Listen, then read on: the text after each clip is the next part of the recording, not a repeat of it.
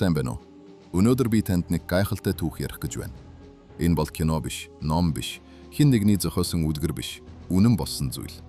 Газрын доор нуугдсан арт, дараар зурсан нууц зураг, тэгээд 78 жилийн дараа бүх дэлхий мэдэж авсан түүх юм. 1944 он дэлхийн 2 дугаар дайн хамгийн ширүүн үедээ байсан бөгөөд Нидерланд гэдэг жижигхэн орон нацистуудын дарт орсон байлаа. Яг тэр үед Айрнам хотод холбоотнуудын нисэх онгоц нэгэн банкны барилгыг бөмбөгдөж, ханан нурж, тааз нунаж, санган задлав. Алтан зоос, очир эрдэнэ, үнэт цагнууд бүгд гудамжинд цацагдав. Яг тэр газрын хажууханд Германы дөрвөн цэрэг зогсож байсан бөгөөд тэд байлдах ёстой байтал урд нь тарсан эрдэнсийг харж зогсоод чадах чинээгээрээ шүүрэн авч хайрцагт хийгээд яв. Гэхдээ тэд нэг зүйлийг бодсонгүй байлаа. Энэ бүхнийг хаана хадгалах вэ? Дайн дуусах нь тодорхойгүй. Хилийг давах ямар ч аргагүй болсон учраас нэг л шийдэл үлдэв. Газарт болно. Тэр дөрвөн цэрэг Омерен гэдэг жижиг тосгоны ойролцоох нэгэн улаасны модны дэргэд дөрвөн цайрын хайрцагт алт, үнэт идэлгээ хийгээд газарт болж явхлаа.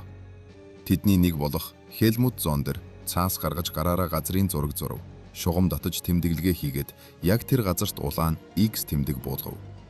Дайн дуусаад буцаж ирж авна гэж бодсон байх. Гэтэл тэр боломж түүнд хизээч олдсонгүй. Учир нь удалгүй Хельмут дайсны гарт баригдаж хоригдол болов. Дайн дуусаад Нидерландын засгийн газар нацистуудын хулгайлсан хөрөнгийг мөрдөх тусгай баг байгуулж Берлинд хоригдож буй Хельмутыг олж байцаарт хийв. Хельмут эрдэнсийг хулгайлснаа, хаан буцснаа, газрын зураг байгааг бүгдийг нуулгүй хэлв. Мөрдөгчд Омерен руу очиж газрын зургийг ашиглан X тэмдэгтэй газрыг мартав. Гэвч газраас юу ч гарсангүй. Мөрдөгчд газрын зургийг архивт буцааж хийж нууц гэж тэмдэглэн хааж тавилаа. Тэр байдлаараа 75 жил хэвтэв. 2023 оны 1-р сарын 3-нд Нидерландын үндэсний архив жил бүрийн нээлттэй өдрийнхөө хүрээнд хуучин нууц баримтуудаа олон нийтэд ил болголоо. Тэдгээрийн дунд нэг онцгой зүйл байсан нь хуучирч муудсан цаасан дээр дараар зурсан улаан X тэмдэгтэй тэр газрын зураг байлаа. Эрдэнсийн мэдээлэл дагуулсан газрын зураг олдов хэмээх мэдээ дэлхий даяар тархмагц 715 хүнтэй намуухан жижигхэн Омерен тосгон гинэт хэдэн зуун эрдэнэс хайгчдаар дүүрв. Металл детектортай, хүрцтэй, гарт газрын зургийн хуулбартай хүмүүс хаа сайгүй нөх ухаж байв. Гэвч хинч юм олсонгүй. 2023 оны 5 дугаар сард мэргэжлийн археологчид том техник хэрэгсэл магнитометртэйгээ ирж нарийн хайлт хийсэн боловч 4 цаг ажиллаад хоосон уцав. Олдох магадлал маш бага байна гэж тэдний нэг хэлв. Тэгвэл Эрдэнэс хаана байна вэ? 3 онол бий.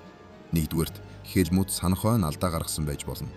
Учир нь тэр заасан сард тэр гасарт бөмбөгдөлт болоогүй гэдгийг архивын баримт харуулж байна.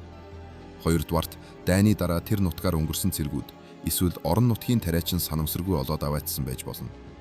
Гуравдугаарт хамгийн сонирхолтой нь Хельмутийн нөхдийн нэг нь дайны дараа чимээгүйхэн буцаж ирж аваад хинт ч хэлэлгүй явсан байж болно. Эсвэл Эрдэнэс одоо ч тэнд хуучин улаасны модны үндэсний дэргэд газрын доор чимээгүйхэн хин нэгнийг хүлээж байгаа байх. Дайн гэдэг аимшигтай зүйл боловч заримдаа тэр аимшигтай цаг үеэс нэг жижигхэн нууц үлддэг. Нэгэн цэргийн гараар зурсан улаан X тэмдэгтэй тэр газрын зураг 78 жилийн дараа бүх дэлхийн зүрхийг зогсон нь гайхалтай биш гэж юу? Эрдэнэс олдох үгүй юу? Хэн мэдлээ? Гэхдээ нэг зүйл л ахтай. Омерны газрын доор юу нуугдаж байгааг хэн ч мэдэхгүй хэвээр байна.